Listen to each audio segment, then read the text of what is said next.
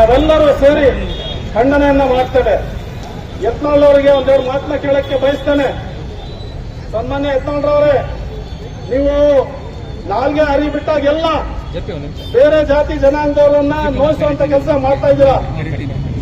ನೀವೇನಿಲ್ಲ, ನಮ್ಗೆಲ್ಲರಿಗೂ ಶಾಂತಿ ಬೇಕು, ನಾವೆಲ್ಲರೂ ಕೂಡ ನೆಮ್ಮದಿಯ ಜೀವನ ನಡೆಸಬೇಕು.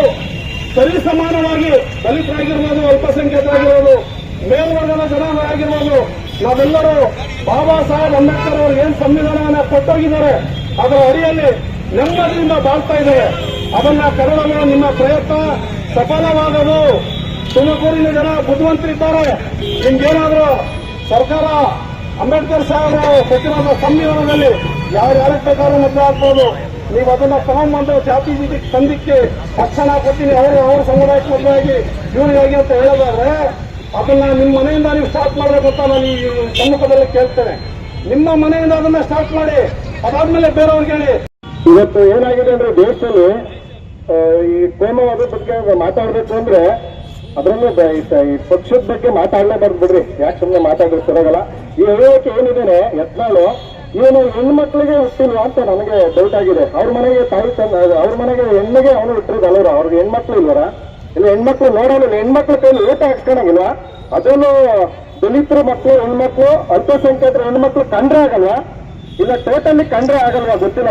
ನಮ್ಮ ದಲಿತರು ಕಂಡ್ರೆ ಆಗಲ್ಲ, ಇಲ್ಲ ನಮ್ಮ ಓಟ್ಗಳು ಹಾಕ್ಸ್ಕೊಳಲ್ಲ. ಡೈಲಿ ಮಗ ಏನಾದ್ರು ಗೊತ್ತಾ, ನಿಮ್ಮ ದಲಿತರಾಗ್ಲಿ ಮುಸ್ಲಿಂ ಆಗ್ಲಿ ನನ್ಗೆ ಓಟ್ ಹಾಕ್ತಾರೆ, ನಾನು ಗೆದ್ದಿರ್ತೀನಿ ಅಂತ ಹೇಳ್ಬೇಕು.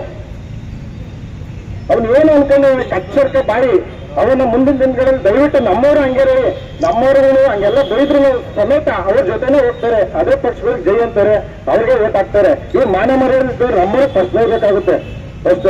ಅದಕ್ಕೆ ನಮ್ದೇನಾದ್ರೆ ಒಂದು ಫೈನಲ್ ಆಗಿ ನಾವು ಎಲ್ಲ ಒಗ್ಗಟ್ಟಾಗಬೇಕು ಅಂದ್ರೆ ಇಂಥವೆಲ್ಲ ಬರಬೇಕು. ಓನಾಗಿ ಒಂದ್ ಸ್ವಲ್ಪ ತಲೆಗೆ ಬರುವಂತದ್ದು ಏನು ಮಾಡೋದಿಲ್ಲ ಮಾಡ್ತಾರೆ. ಅದು ಎಲೆಕ್ಷನ್ ಬಂದಾಗ ತಿರುಗಿ ಜೀವ ಅಂತಾರೆ. ಇಂಥ ಟೈಮ್ ಪ್ರೊಟೆಸ್ಟ್ ಮಾಡ್ತೀವಿ, ಆಯ್ತು.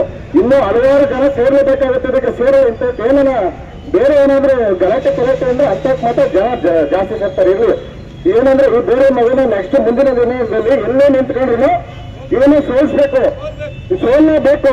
ಇಲ್ಲಾಂದ್ರೆ ಬುದ್ಧಿ ಕಲಿಯೋನು ಅವನು ರಾಜಕೀಯದಾಗ ಇರೋದಕ್ಕೆ ತಾನೇ ಮಾತಾಡೋದು. ರಾಜಕೀಯನ ಅದರಿಂದ ಹೊರತುಪಡಿಸ್ಬಿಟ್ರೆ ಇವತ್ತು ನಾನು ಅದಕ್ಕೆ ದಯವಿಟ್ಟು ಆಮೇಲೆ ಈ ಸರ್ಕಾರಕ್ಕೆ ಎಚ್ಚರಿಕೆ ಆಗುತ್ತೆ. ಅಷ್ಟೊಂದು ಕೇಸ್ ಇದ್ರು ಅವರು ಇಂಥವರೆಗೂ ಒಂದು ರೋಡ್ ಶೀಟರ್ ಮಾಡಿಲ್ಲ. ಅದೇ ಬಡವ್ರ ಮಕ್ಕಳಿಗೆ ಇವ್ರ ಅಣ್ಣ ಹೇಳ್ದಂಗೆ ಬಡವ್ರ ಮಕ್ಕಳಿಗೆ ಒಂದು ಕೇಸ್ ಆಗಂಗಿಲ್ಲ. ನಮ್ಮವ್ರಿಗೆ ಆನೆ ಗಡಿಪಾರು ಮಾಡಿ ಗೊತ್ತಾಗಿರ್ತಾರೆ. 70 ಕೇಸ್ ಆಗಿದೆ. ಇವನು ಇನ್ನೂ ಗಡಿಪಾರು ಮಾಡಿಲ್ಲ. ಇವನು ಕರ್ನಾಟಕದಿಂದ ಉಚ್ಚಾಟನೆ ಮಾಡಬೇಕಾಗಿ ನನ್ನೊಂದು